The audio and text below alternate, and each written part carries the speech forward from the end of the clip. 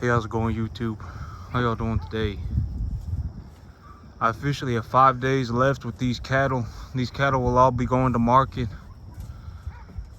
I'm gonna take the money that I make on them. I'm gonna pay the bank back first. Then I'm gonna go back to the bank to ask for more money. Then I will be able to bring in more cattle. I got a lot of the fine details kind of ironed out, right? I'm going to be bringing in #1 cattle, and when I bring in these #1 cattle, so I really took a look at my schedule yesterday. I was like, well, what does my schedule look like right now? So right now what it's looking like is that I will be bringing these animals in on a Friday. So my schedule as of right now is Tuesday through Saturday. I work 12 hours a day. And then on Monday and Sunday, I work 5 hours. So I work 5 hours on Sunday, I work 5 hours on Monday. And then Tuesday through Saturday, I work 12 hours a day. So that is, so it turns into well, it's 70 hours a week. So I work 70 hours a week. And then that gives me about 40 hours a week to do whatever I want. So after Sunday, when I come home on Sunday, I can do whatever I want, right? I'm a free man. When I come home from work on Monday, I can do whatever I want. And so that's the time to get it done. Well, okay, so right now it looks like the sale barn that I'll be bringing these animals in from, I get them in on Friday. So if I bring them in on Friday, I'll probably, if I have grass growing, I don't really know. I'm gonna have to take a look. I'm considering bringing in just a bale of alfalfa. I may bring in 1 square of alfalfa and put the well, okay, but I'm gonna have to see, because the forage, it has to be dry. If it's raining a lot, I don't want okay, so when animals come here for the first time, right? So when I get a whole bunch of animals in, the first about week or so is when a majority of them that are going to get sick will end up getting sick. So if I can get them past that first week without having a whole bunch of them getting sick, it'll put a lot less of a strain on the animals. So that first week is the most crucial week. And so if it's raining a lot, or if the ground is real wet and the grass is growing in real fast, if these cattle if cattle eat that grass, they'll end up having real bad diarrhea problems. They'll spurt real bad. And so, you know, I don't want to bring in a whole bunch of animals and then have them pooping their guts out, to put it in family-friendly terms. They're gonna, you know, I don't want them having just massive diarrhea the moment they get here, because that'll cause all sorts of problems with them too. So if the ground is real wet, I'll go and pick up a thing of alfalfa. I'll go pick up 1 square of alfalfa, and then I'll put them on grain until I can get them past that first week. And then I'll take it from there. I would have to anticipate that I'm going to have I am going to bring in 2.5, 3.5 weight calves, depending on how much money the bank will give me. So it's kind of a balance. It's kind of an intersecting point between how much capital do I need to invest to minimize my income tax burden, and then the other side of the equation is how much money will the bank give me. And so those are the two things that I weigh more heavily than anything else in terms of bringing in cattle. How many cattle will I bring in? And I did decide yesterday. I really sat there and I thought about it, and I was like, you know what, I'm very, very good at this, right? I'm very good at this, and I don't know how, I don't personally know anybody else that can do what I do. I know that's kind of a small world, and you know, I've really only maybe driven about 150 miles from here and taking a look around. You know, I know that it ain't the biggest. I really only know my world, right? Like I've been to a few neighboring cities where they have huge silage farms, and nobody's doing what I do, right? I mean, whoever thinks about doing this, right? And so I mean, I haven't personally seen anyone that can do what I do, but you know that and realistically, and you know, like when I go to these sale barns and stuff, and they got, you know, thousands of cattle, and they've only got, you know, 10, 12, you know, 20, 30 buyers, and that's it for 7,000 cattle.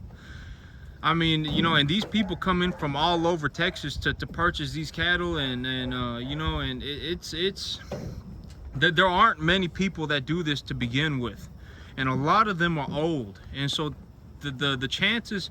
So me, I am very almost nobody like me exists on the planet. I'm not, maybe not in the planet, but I mean, I mean, it's very rare to find someone my age that runs a business like this, that legitimately looks at the world and says, you know what I'm gonna do is I'm gonna run 40, 50, 2.5 weight stalker calves. I mean, almost nobody does that. I mean, it's a recipe for disaster for most people.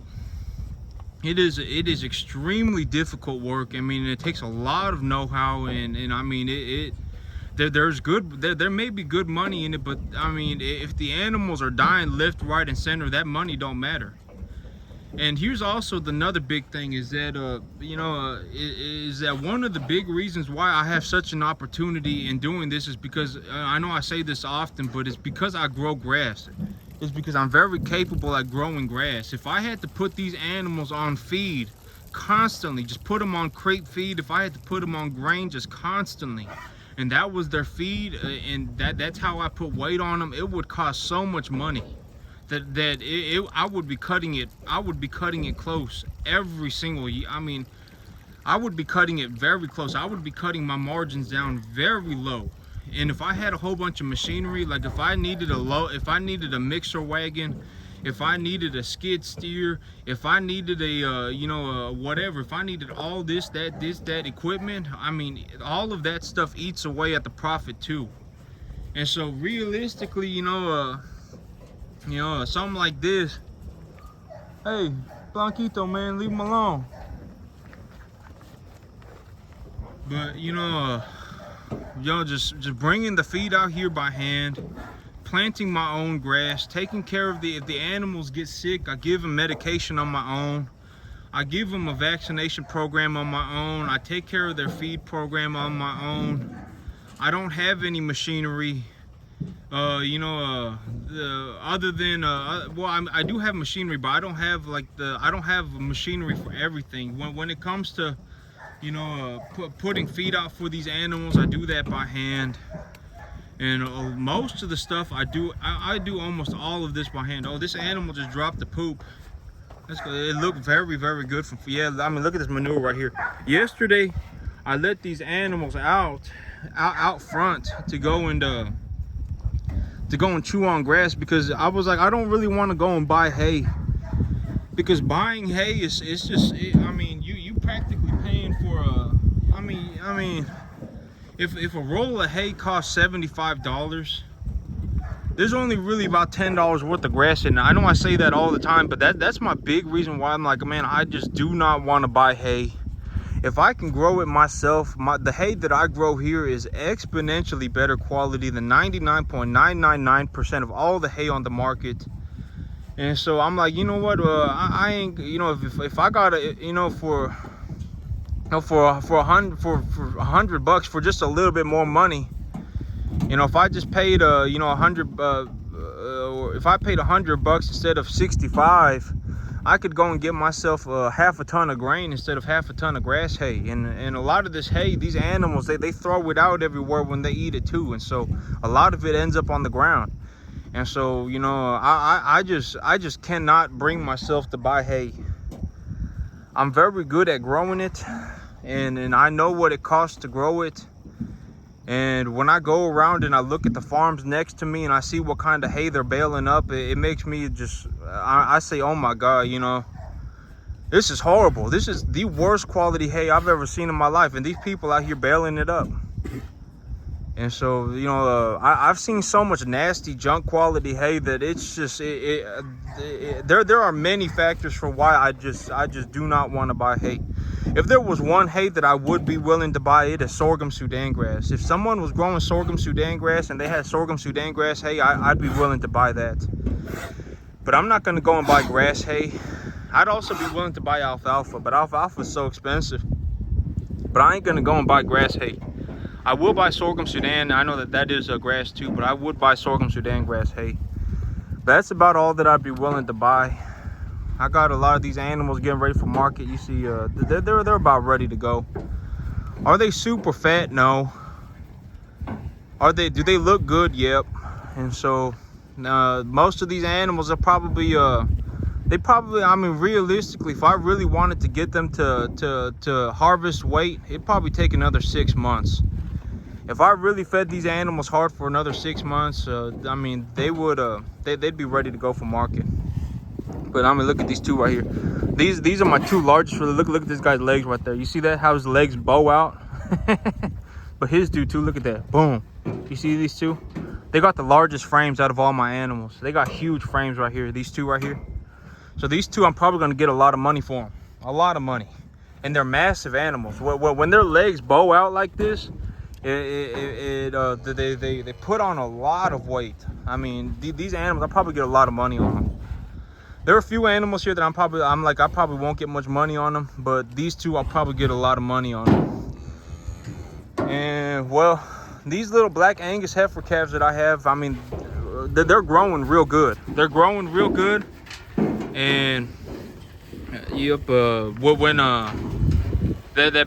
puts a lot of pep in my step. Like you know, when I look at how well I'm doing, I'm like, man, if I just did this again and I brought in all #1 animals, I would make money. I mean, I would make money. And I, you know, I'm looking to make myself some money, right? If I can make myself $150,000 a year and not have to pay any income tax, I'm doing very good for myself. You know, I could buy my, you know, well, I mean, okay, but here's the thing about money, right? Is that after a certain point, you can't really even buy yourself anything. Because, well, the only thing you can really do is invest it. Because let's say, like, you know, let's say I want to go and buy a truck, right? I go and I buy a truck and I trade in my old truck. What am I going to be paying for my new truck? Like $350 a month? And let's say I want to go and I want to buy a house, right? And I go to the bank and they give me a mortgage. Well, what am I going to be paying for that house? Let's say I want to, you know, let's say I want to buy a starter home, right? I want to buy a starter home. It's going to be 200 grand. And I go to the bank and I ask them for a loan, 200 grand. That's like what? 1,500 a month. And so, you know, now I got a house and I got a car and I'm paying $1,500 a month for the two things, right? And if I make, you know, if I make $5,000 a month and I take home $4 grand, well, now that leaves me with $3,500. And you know, you really just cannot spend. It's almost impossible to spend the money at a certain point. After you get to about $60,000 a year, it becomes almost impossible to spend the money. And the only way you can spend the money is to invest it. And so, you know, buy things like, you know, my big, I think you know, well, you know, they say the American dream, right? And my American dream one day is that I'm gonna have a lot of land. I want to buy a large piece of grassland, and I'm gonna raise a lot of cattle. You know, there are very, very, very few people that can do what I do, and you know that's a chance for me to go and make a lot of money. And so, you know, one day, you know, I may be bringing in 50 cattle a month instead of 50 cattle at a time. You know, if right now I'll probably bring in about 50 cattle every 3 months.